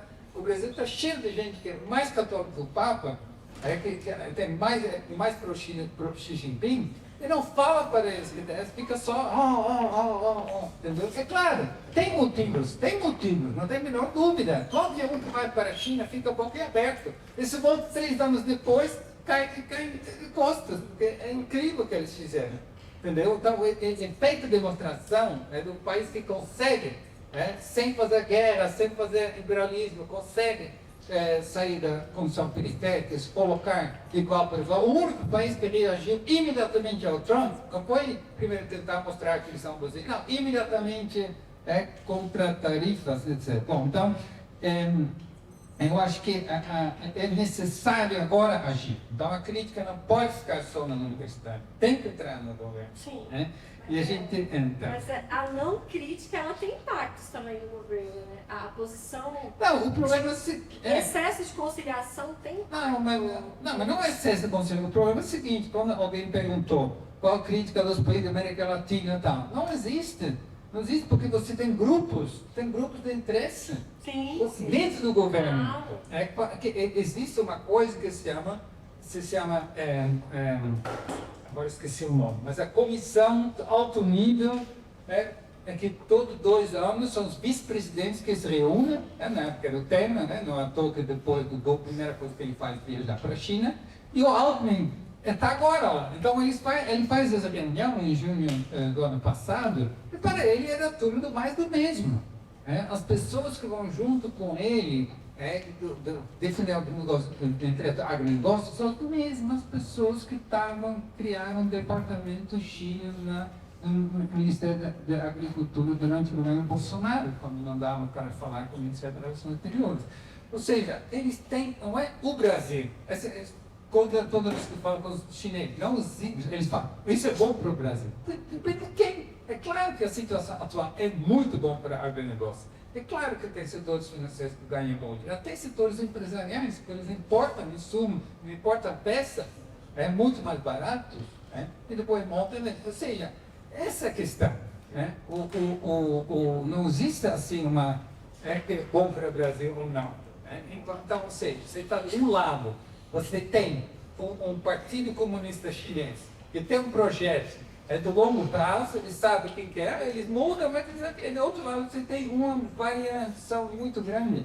E quando os chineses falam, quando os chineses falam com o agronegócio, está tudo bem, então eles recebem essa informação. Quando eles vão para o Ministério da Agricultura, tem tudo bem. Não, a gente quer um pouco mais carne, um pouco mais isso, exportar um pouco mais daquilo, agora a abacaxi, agora lá tal. Certo? Quando o Alckmin voltou, era a grande questão, era café, na processada, sempre na processada. A questão do BRD eram terceirizados, estavam nos certificados. A BRD imediatamente rompeu o contrato com a empresa terceirizada. E aí é interessante entrar nos detalhes, porque BRD imediatamente falou que isso é inaceitável. O que é interessante, você tem que pegar e guardar documentos, porque esse é um documento histórico, a reação da empresa terceirizada. A empresa terceirizada diz no papel público que o Brasil, o Ministério do Trabalho, ofendeu a China ao sugerir que a ética do trabalho chinês é análoga à escravidão. Entendeu? Ou seja, eles falam, não, eles estão trabalhando como os chineses trabalham. 20 horas por dia, sem verdade, sei lá o quê. Então, esse documento guarda, pega na internet e guarda, entendeu? Então, ou seja, você tem as duas reações, o BRD entendeu. Porque tem também uma questão do clube da aprendizagem. Você deve entender que aqui, eles precisam, se eles realmente querem ser amigos, essa é a questão. Mas tem que apertar, veja, aí vou concluir. Como um trabalhador explorado por capital americano, europeu, ele é explorado. Como ele é explorado no capital chinês, se chama contradição. Porque eu conversei com dirigentes do Sindicato de Metalúrgicos e Químicos do Camaçari de Salvador. O Sindicato Metalúrgico Camaçari e do PCdoB. Eles vivem na pele o que seria a exploração ambiental. Tem 3 especiais Então, você vê lá a enorme complexidade da situação. Mas assim, para terminar, eu sou otimista. Eu acho que tem questões objetivas que dão uma margem de negociação no Brasil maior do que a gente pensa. Primeiro, porque a China tem dificuldades com a Europa e os Estados Unidos, com a Índia, e ele não pode perder uma boa relação com o Brasil. Então, ele tem interesse político em atender o pedido do Lula. Essa é uma questão. Outra questão é que, querendo ou não, mesmo se é verdade, as empresas operam fora da China, na mesma lógica que qualquer empresa capitalista, ele quer o máximo de rendimento sobre o capital possível, ponto. Não tem nenhuma diferença, mas existe uma coisa que se chama Partido Comunista. E o Partido Comunista Chinês tem a capacidade de enquadrar o capital. A gente viu isso. A Alibaba, a gente viu o que aconteceu. O cara sumiu, traicionado, não estou meio drogado, então não bem, não fala mais de mim. Então, o debate com o Partido Comunista Chinês, o debate entre o PT e o Partido Comunista Chinês, o debate do governo com o Partido Comunista Chinês, dizer, temos lá um projeto ou não? Então, isso tem consequências. Você precisa, ou seja, o Partido Comunista Chinês, se quiser, poderia orientar as empresas a fazer diferente. E eu acho que lá tem uma margem de negociação, entendeu? E o último é que, eles estavam também, eles também foram humilhados pelo Ocidente, entendeu? De fato, eles não são um país imperialista, Então, objetivamente, né? Eu acho que temos possibilidade, mas o problema é a quinta coluna no sentido de gente que ganha muito dinheiro de jeito que está, né? Não tem menor interesse, dentro do governo, fora do governo, né? De mudar as coisas que estão. Então, por isso que acredito que acreditar sim, né? Cada vez mais. Tá bom? Então, obrigado pelo debate, obrigado pelo convite, né? E é isso, Lívia. Obrigado. Agora estou tendo bloco beta, estou tendo um evento para discutir cotas para a contratação de professores negros. Então, aqui, bloco beta. Vai lá, assista para entender qual proposta, se concorda, apoia. Tá bom? Um abraço. Obrigada, gente. Até daqui a 15 dias a gente vai divulgando nossas atividades. Tá? Última coisa. Eu trouxe esse livro, porque eu fui várias vezes na Argentina ultimamente. Na Argentina esse debate está muito mais avançado. Ou, curiosamente, está muito mais avançado. E esse livro